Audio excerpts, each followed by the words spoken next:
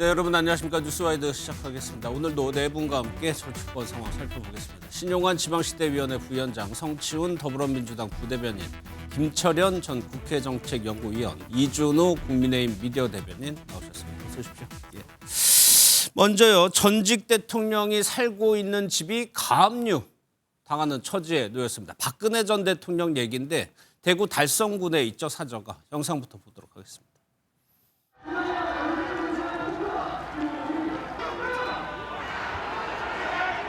대구 시민 여러분, 박근혜입니다. 제가 달성에 오면 편안한 여생을 보낼 수 있도록 돌봐드리겠다는 내용의 언론 기사를 보고 깊은 감동을 받았고, 제가 참 행복한 사람이구나 이런 생각을 했습니다. 여러분과 같이 좋은 분들과 함께 지낼 수 있게 돼서 무척 기쁘고 든든하게 생각합니다. 법원의 결정에 의해서 가압류가 이뤄졌다. 과천 토지보상금 그중에 25억 원을 저랑 피 한 방울 안 섞인 박근혜 대통령을 위해서 썼습니다. 박근혜 대통령이 입주하시고 한 달여가 지나서 갑자기 5억 원, 5억 원, 5억 원, 그래서 15억 원을 보내셨습니다. 그래서 나머지 10억 원도 곧 보내시겠구나 라고 한 게 저희가 무려 4년을 기다렸습니다. 4년을. 김세희 씨 얘기로는 그 10억을 받기 위해서 4년을 기다렸다고 주장을 하고 있는데, 뭐 대략적인 내용은 이겁니다. 지금 박근혜 전 대통령이 대구 달성군 사저에 살고 있는데 이 집이 가압류 당했습니다. 이준우 대변인, 그동안의 과정이요? 박 전 대통령이 사저에 들어가고 이게 매입이랑 어떤 경위가 있었던 거죠? 일단 저 집을 구하기 전 과정을 말씀드리면은, 예. 저 집은 유명한 이제 변호사의 변호사를 통해 가지고 김세희 씨, 그다음에 강용석 씨, 가세현 씨에서 총 25억 원의 저 집을 마련하게 됩니다. 예. 그리고 와서 얼마 뒤 방금 말씀하신 것처럼 15억을 갚게 되는데, 나머지 10억은 어디서 금을 갚느냐? 예. 책을 내는데 그 책 인세가 나오고 매출이 나오지 않겠습니까? 그러면 그 책으로 다 변제하겠다라고 얘기를 했다는 겁니다. 예. 그래서 그 책에 대해서 이제 변제가 이루어지면 되는데, 자, 책에 대한 인세 계산이요, 2022년 2월 기준으로 해서 인세 수익이 7억이 나왔다고 합니다. 예. 근데 그 이후에도 인세 정산이 있어야 될 거 아닙니까? 근데 이제 박근혜 측 변호인 측의 얘기에 따르면은, 그때 딱 한 번 인세 정산을 한번 얘기하고 나서는 단 한 번도 인세 정산을 공식적으로 한 적이 없다는 거예요. 그러니까 김세희 측에서 인세 정산을 하게 되면 당연히 10억을 갚게 되는데, 예. 한 번 7억 원만 정산하고 나머지를 안 갚고 있으니까는 그것을 먼저 하면은 변제가 가능하다라는 예. 이제 그런 입장이라고 박근혜 측 변호인은 얘기를 하고 있습니다. 예, 그러니까 이제 15억은 상환을 했다는 겁니다. 박 전 대통령 측에서. 그러니까 나머지 있는 김세희 씨는 10억이라고 주장하는 거고, 박 전 대통령 측에서는 아니다라고 주장을 하고 있는 상황인 건가요? 그렇습니다. 그러니까 이제 가로세로 연구소에서는 보면 어쨌든 10억 원을 나는 못 받았다. 25억 원을 빌려줬는데, 네. 사저를 구입하는데 25억 원을 빌려줬는데 세 차례에 걸쳐서 15억 원 돌려받아 변제가 됐고, 나머지 10억 원에 대해서 정산이 안 됐다는 뜻이고요. 아마 유영하 변호사 같은 경우에는 박근혜 전 대통령이 우리 감옥에 있을 때, 그때 보면 박근혜 전 대통령이 주고받았던 옥중 서신을 중심으로 해서 네. 가로세로 연구소의 권유에 의해서 책으로 출간을 했는데, 책을 냈어요. 그래서 그때 네. 이제 구름의 아무에게는 오지 않습니다 해서 책을 냈는데, 그 책을 낼 때 가로세로 연구소에서 그럼 이 책을 팔게 되면 판매 수익금이 한 10억 원 정도 나오니 그 10억 원을 보장하겠다고 했기 때문에, 아마 유영하 변호사 입장에서 볼 때는 그럼 10억 원이 그걸로 이제 퉁을 쳤겠구나 이렇게 이제 생각을 했기 때문에, 아마 유영하 변호사는 더 이상 갚을 게 없다, 또는 아무리 그렇더라도 하더라도 책이 그때 한 20만 권 정도 팔리고 예. 판매 대금이 한 20억 원 정도 나왔기 때문에 이리저리 정산하게 되면 한 7억여 원 정도는 판매 수익금이 아마 가로세로 연구소에서 발생을 했을 테니까, 예. 내 같은 경우에는 그러면 우리 박근혜 전 대통령 입장에서는 한 3억 원 정도만 갚으면 된다. 그러니까 적어도 10억 원 정도를 옥중 서신을 묶은 책 판매 대금으로 다 퉁을 치거나 다 변제가 됐거나 전액 변제가 됐거나, 또는 적어도 갚아도 3억 원 정도밖에 되지 않는다고 했기 때문에 예. 이 금액에 대한 어떤 지금 다툼이 있고, 아마 그래서 그러니까 그 책 자체를 그 가로세로 연구소라는 데서 출간을 했나 봐요. 그래서 대신 그쵸? 출간했기 때문에 거기에 대한 판매를 하게 되면 예. 그만큼 이익금을 몽땅 박근혜 전 대통령에게 주겠다. 그 구두 약속을 했다는 거거든요. 구두로? 그게 이제 한 10억 원 정도 됐기 때문에 아마 유영하 변호사 입장에서 볼 때는 결국은 그 10억 원과 그리고 예. 변제해야 될 10억 원이 서로 상계된 거 아니냐 예. 이렇게 지금 주장을 하고 있는 것이죠. 그러니까 책을 박근혜 전 대통령이 옥중서신을 모아가지고 이제 책을 만들었는데 이게 한 20만 권 넘게 팔렸다는 겁니다. 그러면 수익금이 한 6억 정도 되는 걸로 추정이 되는데 그 이후에도 수익이 발생될 수도 있고 박 전 대통령 측에서는 이 수익금을 통해서 그 나머지 10억이 정산된 걸로 알고 있다는 얘기입니다. 유영아 의원의 얘기를 한번 좀 들어보도록 하겠습니다. 자발적으로 줬는데 그게 또 차용이 되는 겁니까? 아니 그럼 정려가 되니까 자발적 안 되죠. 예. 그러니까 아직 책 대금 정산도 안 끝났고 아마 그 끝나면 일부분 변제가 예. 될 거고요. 그걸 변제 계획도 제가 다 마련해 놨습니다. 유영아한테 이미 통화했답니다. 유영아랑 박근혜 대통령 책 이거 수익금으로 한 6억에서 7억 벌었으니까 한 3억에서 4억 정도만 주면 될 것 같다. 아 그래요? 4년 지나서 이제 와서 3, 4억 정도 주면 될 것 같다. 우리가 소송을 거니까 그렇게 한 거 아닙니까? 김세희 개인 돈입니다. 그거부터 갚고 그 다음에 이 얘기하세요. 이 얘기를. 책을 두고도 저렇게 주장이 엇갈리는 상황인데 저는 좀 여기서 뭐 이 내용도 살펴볼 테지만 어떻게 하다가 전직 대통령이 갈 집이 없어가지고 개인을 통해서 그 돈을 빌려가지고 지금 사저에 들어갔다는 얘기잖아요. 네네. 아마 이게 돈이 없어서 생긴 문제는 아닌 것 같아요. 양쪽의 주장을 뭐 저희가 일일이 알 수는 없지만 마지막 파면될 당시 2017년에 박근혜 대통령 전 대통령 그 신고 자산을 보면 예. 37억 3,800만 원이거든요. 그런데 이제 37억 3,800이라는 게 고스란히 현금은 아니겠죠. 예. 그러니까 갑자기 뭐를 현금화해서 집을 구하고 하는데 어려움이 있었으니까 그 당시 이제 도움을 받은 건 맞잖아요. 예. 중간에 이제 벌금이 180억이 있었고 추징금이 35억 정도 있었는데 그래요? 그건 사면되면서 다 면제가 됐습니다. 아 3년 전에 면제되네. 면제가 다 됐습니다. 예. 이제 형 자체가 이제 없어지는 셈이니까요. 그러면 이론상 37억 정도에서 지금 저게 25억 정도인데 15억을 갚았다고 그랬잖아요. 예. 그럼 15억을 빼도 어느 정도 돈은 남아 있잖아요. 이론상. 예. 그래서 돈이 없어서 이거를 이렇게 버티면서 일부러 시간을 끌고 이런 건 아닌 것 같고 양측 간에 뭔가가 정리되지 않은 문제들이 뭔가 있어서 이렇게 서로 문제된 거 아닐까. 예. 특히나 이제 감정상의 문제가 좀 있을 것 같아요. 예. 김세희 씨 측 가로세로가 슈퍼챗으로 많이 벌게 된 거 24억 이상을 벌었다는 거잖아요. 예. 그 벌게 된 동기가 그럼 누군가 누구누구 팔이 이렇게 표현하잖아요. 예. 이 유튜버들.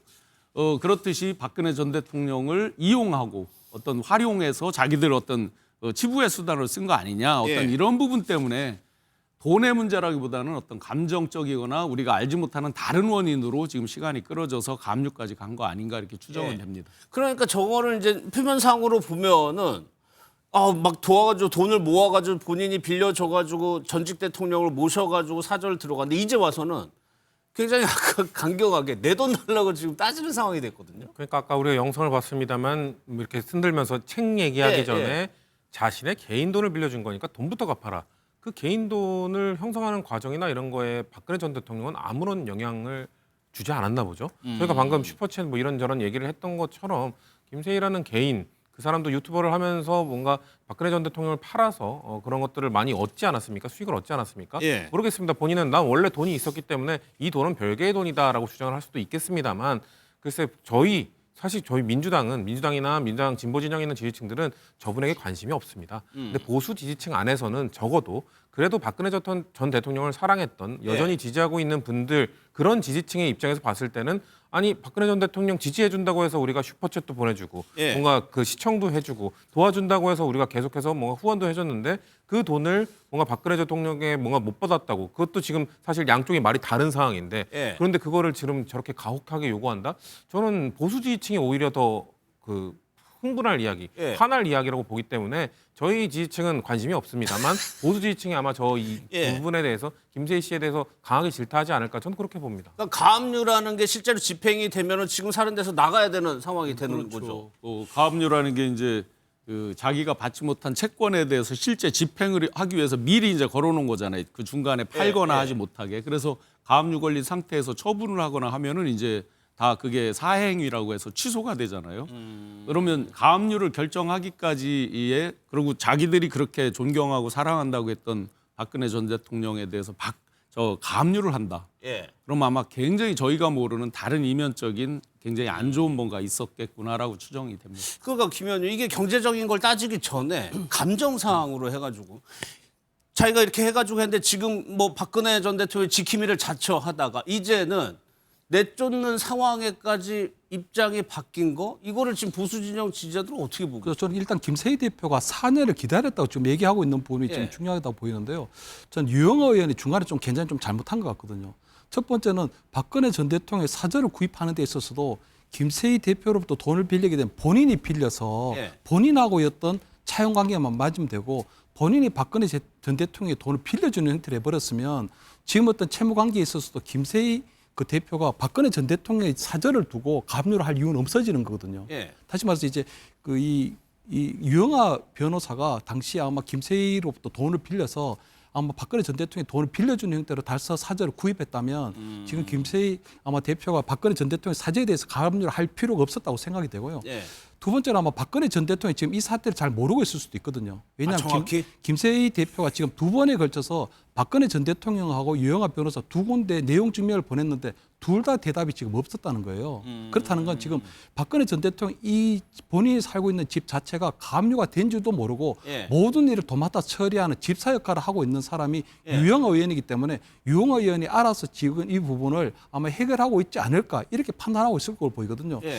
또 하나는 보면 김세희 어쨌든 대표가 대통령의 옥중 서신을 묶어서 책을 출간했고 거기서 엄청난 수익이 났는데도 불구하고 지금 유영아 변호사에게는 판권 계약을 없이 그래서 구도 계약을 했다는 거예요. 예. 그러니까 이 책을 팔았을 때 판매 수익금이 어느 정도 나오게 되더라도 10억 원 정도의 판매 수익금이 나올 테니 그 금액을 주기로 했다고 구도 계약을 했다는 거거든요. 그렇기 때문에 김세희 대표 입장에서는 그런 구도 계약을 한 적이 없다고 해버리면 예. 사실은 그 책이 어마어마하게 팔렸는데도 불구하고 지금 받아낼 수 있는 방법이 없잖아요. 그렇다면 유영아 의원 같은 경우에는 변호인이 기본적으로 변호사인데도 불구하고 판권 계약이라고 하는 박근혜 전 대통령의 어떤 권리를 지켜내지를 전혀 못한 그런 상황이라고 보이거든요. 그렇기 예. 때문에 아마 저는 김세희 어떤 대표와 유영아 의원 간에 지금 어떤 개인적인 감정들이 어떤 지금 박근혜 전 대통령의 어떤 가압류를 둘러싼 이런 것들이 뭔가 벌어지고 있는 상황이 아닌가 예. 이렇게 이제 추측이 되고 짐작이 되는 것이죠.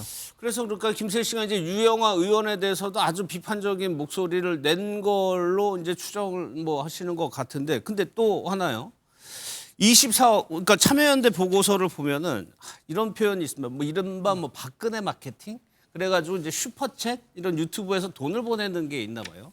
참여연대가 추정한 건 한 24억이 넘게 받았다라고 추정을 하고 있어요. 그러면 이 10억 원 같은 뭐 이렇게 1대1로 비교하면 충분히 남는 거 아니냐 이런 지적도 가능한 그렇죠. 그러니까 지금 뭔가 공개되지 않은 또 다른 사정이 있는 게 아니겠는가 싶은 생각이 듭니다. 김세희 씨도 지금 가로세로 연구소 관련해 가지고 소송에 좀 휘말렸던 게 좀 있었던 것 같아요. 가로세로 연구소가 김세희 것이 아니다라는 이런 이제 얘기도 나온 적이 있었었고 예. 명의를 달라 뭐 이런 얘기도 있었었는데 어쨌든 그런 소송을 하면서 본인이 재산을 상당히 좀 썼다거나 이런 이제 어려운 상황이 됐기 때문에 내가 이것을 이제 해결하기 위해서는 지난번에 빌려줬던 그 돈을 어쨌든 내 입장에서는 내가 계산한 방식으로 다 받아야겠다라고 했을 그럴 가능성이 높아 보이고요. 저는 이 문제를 풀기 위해서는 가장 우선적으로 김세희 씨가 가로세로 연구소가 먼저 정사 문제를 투명하게 해결해야 될 거라 이래 봅니다. 지금 정사는 아까 제가 한번 말씀드렸는데 네. 딱 한 번밖에 정사한 적이 없어요.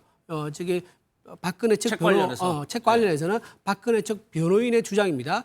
딱 한 번밖에 이제 정사 안 했다 그러는데 그 책이 지금 4년 지났거든요. 예. 그러면은 책이 꾸준히 팔렸을 거란 말이에요. 더 팔릴 수 있죠. 물론 이제 처음에 제일 많이 팔렸겠지만 그 이후에도 꾸준히 팔렸을 거란 말이에요. 그리고 이번에 또 박근혜 전 대통령이 또 이번에 언론에 공개됐기 때문에 또 다시 책이 좀 더 팔렸을 수도 있고요. 근데 이렇게 책이 얼마 팔렸고 책이 몇 부가 있고 재고가 어떻게 되고 국세청이 얼마를 신고했다라는 것을 먼저 밝혀주게 되면요. 예. 서로 간에 좀 오해가 좀 사라지지 않을까 싶은 그렇죠. 생각이 좀 듭니다. 예, 그러니까 이렇게 이제 뭐 다양한 게 있었습니다. 책도 있었고 이제 슈퍼챗으로 돈을 번 것도 있고 박정희 전 대통령 뮤지컬도 제작을 했나 봅니다. 여러 가지 박근혜 전 대통령 관련한 사업들을 했는데 여기에 대한 이제 수익을 정확하게 공개를 하면 어느 정도 도움이 될 거라고 하셨는데 제가 궁금한 거는 장동혁 대표가 단식 끝낼 때 박근혜 전 대통령이 대구에서 올라와가지고 손을 잡고 해가지고 끝냈단 말이에요. 네. 그러면 보수 진영에서 가지고 있는 박 전 대통령의 위상이 그때 드러났는데 이런 현상 지금 집에서 나가야 될지도 모르는 상황에 대해서 어떻게